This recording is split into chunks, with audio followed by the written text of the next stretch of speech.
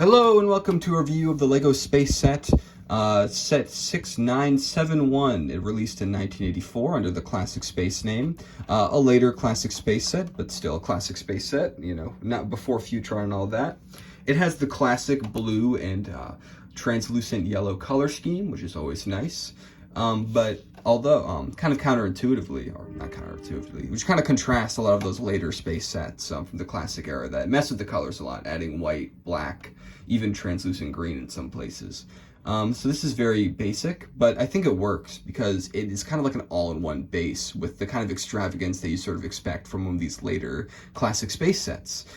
Case in point being the actual stuff that makes the volume of this, because it takes up a lot of space, you know, 2 base plates, which is quite a huge number, quite a large volume, but it only has like 300 pieces because a lot of these are sort of these bigger pieces or ones that kind of, they facilitate ideas of walls or like beams and such, while kind of, you know, they're kind of command a lot of space, but they don't take up that many pieces, which is kind of emblematic of LEGO from this period, or even a little later, like, you know, Time Cruisers is definitely a theme that also has gigantic builds with not that many pieces. But for this one, it works because I think that all of the extra flourishes kind of make it so this base feels alive, when it really, like, if you take them out, it's kind of a sparse setup. Just to take the tour, we've got this nice command center with a spinnable chair, which I think is quite nice. You've got these big beams on top, which are wonderful. Definitely not the kind of thing you'd see in old classic space, but at this point, this kind of design was everywhere, including the Cosmic Fleet Voyager that has a similar thing. You've got a little launchable spaceship, which uses a technique that has been used since, I think, around the beginning of classic space, with this wonderful piece that goes up and is ready to launch whatever, whenever. Circling it the other way around, we've got a little ground vehicle, the kind of thing you see all the time in classic space. This one I like. I forgot to give him legs. Oops. But this is the kind of thing you see all the time in classic space. Lots of small sets released only in America that are stuff like this, but they sprinkle them as like little extra side builds and bases and stuff like that.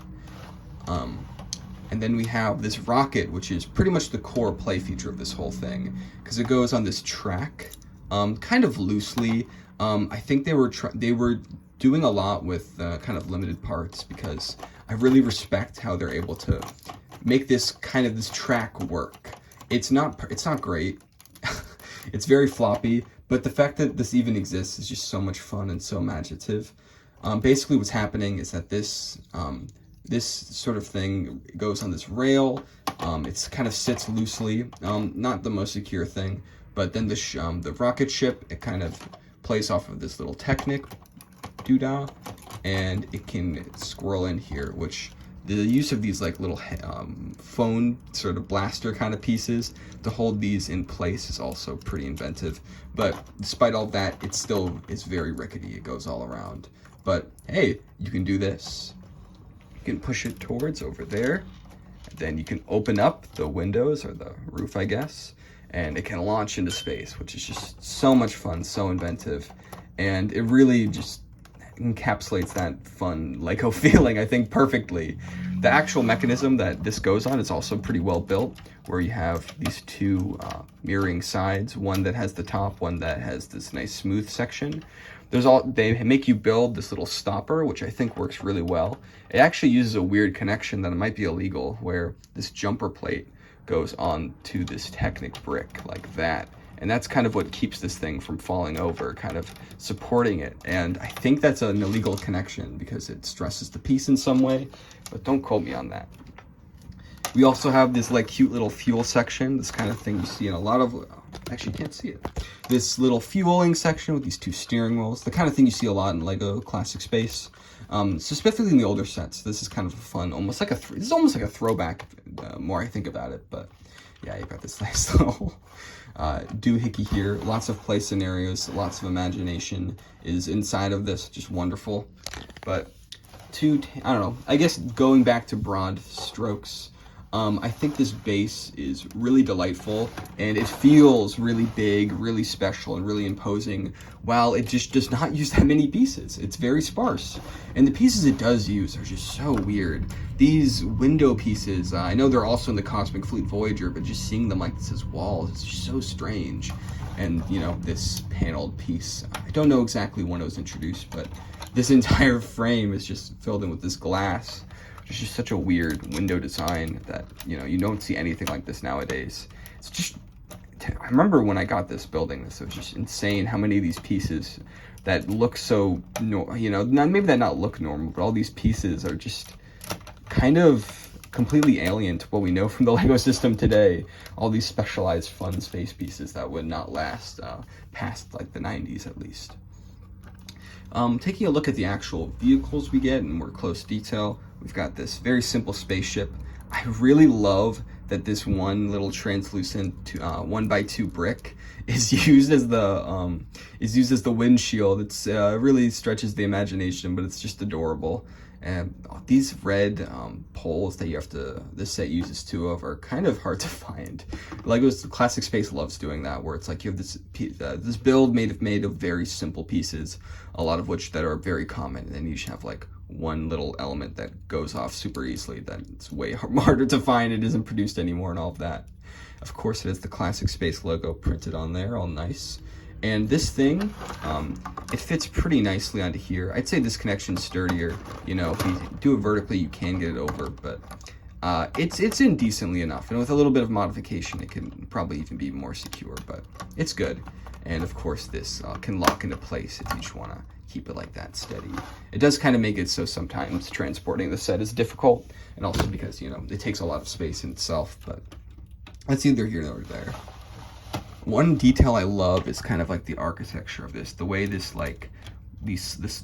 inverted slope brick and the slope brick come together, and the way that this piece that I actually have a lot of issues with holds these very cool shields, translucent colors, just adding to the fun chaos of it. I think it's kind of a underrated part of this set that kind of goes unnoticed, at least by me when I just look at it, but it's really nice engineering and it works very well. Same with the lock here. I think that's another super clever bit of building.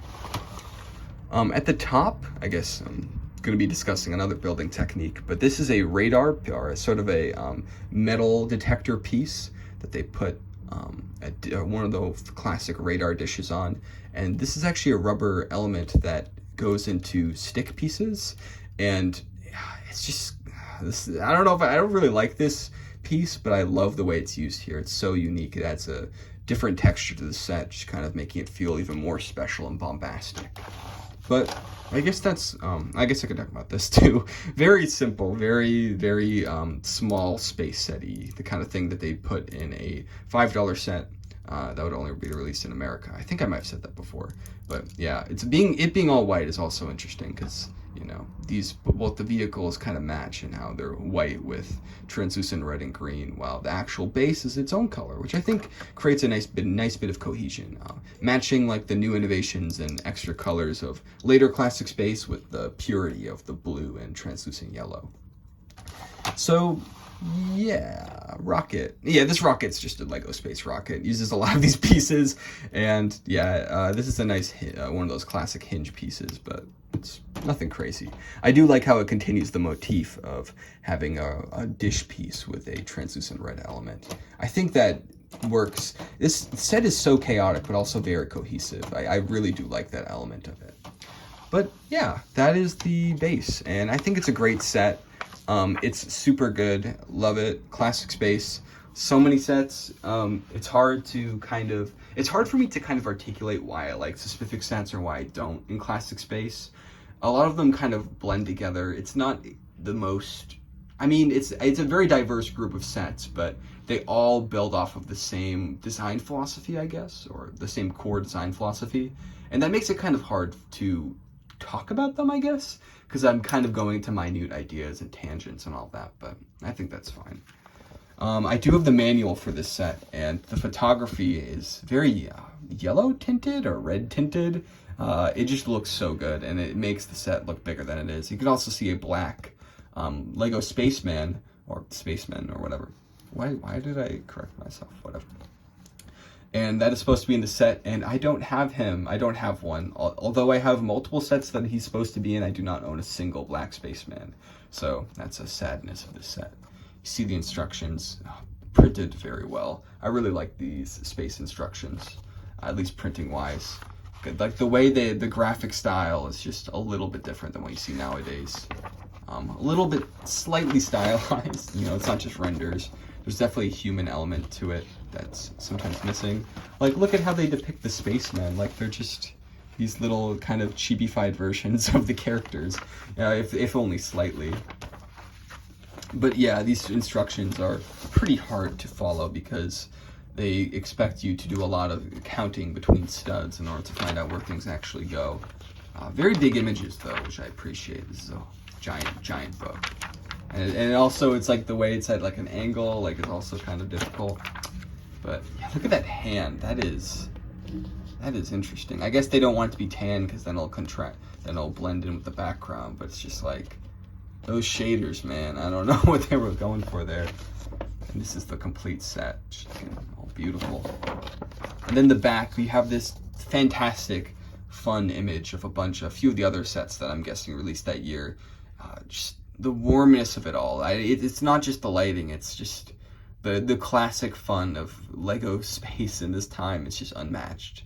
Just so beautiful, so imaginative, you know, encouraging exploration, all of that. Although that's definitely like a blaster.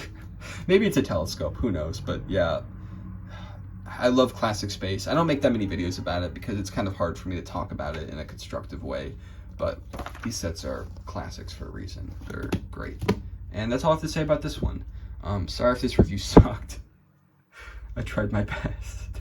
I feel like maybe I didn't get to too many interesting ideas. I'd always try to talk about broader Lego things, and maybe with classic space, there's just, I don't have enough knowledge. I own a lot of the sets actually, but maybe I'm not equipped to talk about them. But that's neither here nor there. The video's done. Goodbye.